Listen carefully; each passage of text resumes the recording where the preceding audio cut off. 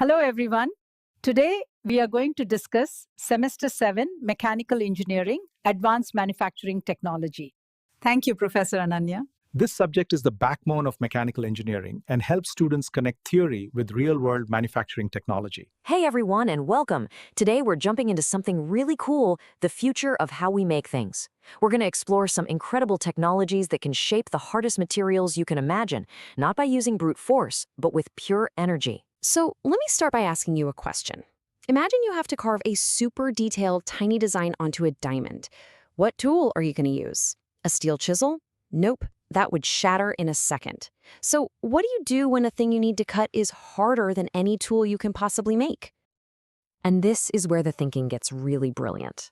When the old school tools just don't work, engineers don't just try to find a harder tool. They change the entire game.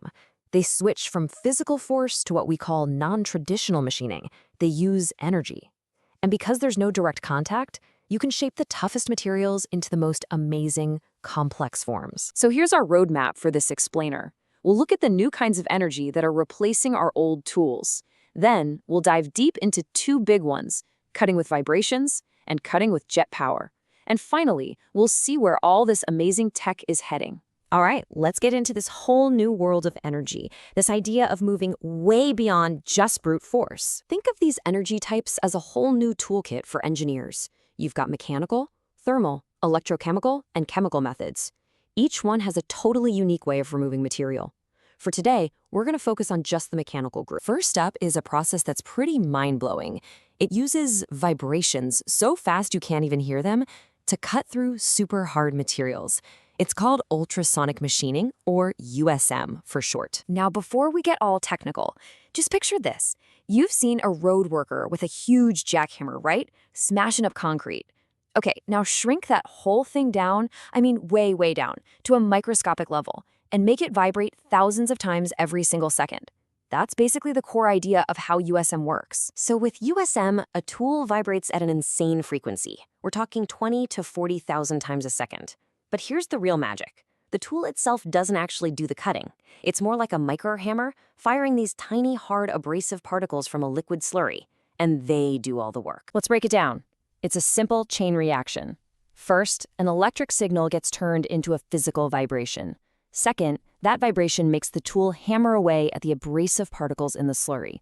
Third, these tiny particles get shot like microscopic bullets towards the workpiece. And finally, every little impact chips away a tiny, tiny piece of the material, slowly creating the exact shape you want. So, you might wonder, what makes it go faster or slower? Well, the material removal rate, which we call Q, depends on the volume per impact, the number of particles, and the frequency. And hey, to remember those key factors, just think of this simple line. Queen Victoria visits Zen Bihar. And like with any technology, there are trade-offs. The huge advantage of USM is that it's a cold process. There's no heat, so it doesn't damage the material properties, which is perfect for hard, brittle stuff like glass or ceramics. But on the flip side, it's really slow. The tool also wears out pretty fast, and it's no good for soft materials that just absorb the little impacts. Just pause and think about that for a second. How can something as invisible as sound waves actually be used to shape some of the hardest materials we know of? All right, so we've talked about vibrations. Now let's switch gears to another type of mechanical energy, the incredible power of high-speed jets. We're talking about water jet and abrasive jet machining. Here's an analogy I'm sure you can relate to. We all know the difference between washing your bike with a regular garden pipe versus using one of those high-pressure washers, right? One just gently gets the mud off. The other one can literally strip the paint right off a wall. Well, that's the exact same principle we're talking about here, just amplified by about 1,000 times. In water jet machining, or WJM, you take plain old water and you pressurize it to insane levels, up to 400 megapascals. Then you force it through a tiny little nozzle, which creates a jet traveling at up to 900 meters per second. That's nearly 3 times the speed of sound. This basically turns simple water into a precision saw that can cut through soft materials. But what if you need to cut something tough, like steel or titanium? Well, that's where abrasive water jet machining comes in.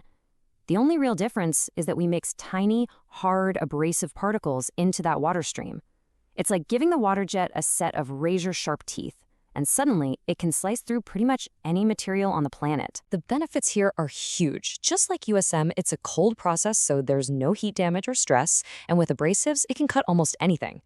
But these machines cost a lot of money. You obviously can't use them on anything that's sensitive to water, and dealing with that kind of extreme pressure brings some serious safety challenges. Take a moment to really think about that. What is it that makes a simple stream of water, the same stuff we drink every day, powerful enough to actually slice right through a piece of solid steel? Now, this isn't just theory from a textbook. Let's talk about where you, as future engineers, are actually going to see these amazing processes being used out there in the real world. You know, these technologies are absolutely vital in high-tech fields. In aerospace, they cut composite materials for planes that traditional tools would just tear apart. In the medical field, they make perfectly fitting custom implants and super precise surgical tools. From the silicon wafers inside your phone to complex parts in car engines, these processes are shaping our world in ways that were totally impossible just a few decades ago. So what's the big takeaway from all this? Look, it's not just about learning the details of USM or AOJM. It's about developing a whole new mindset. As engineers, you're not just people who use tools. You are people who manipulate energy. The question you should be asking isn't what tool can cut this. It should be, what form of energy can I use to shape this? Sound, water, light. What's going to be next?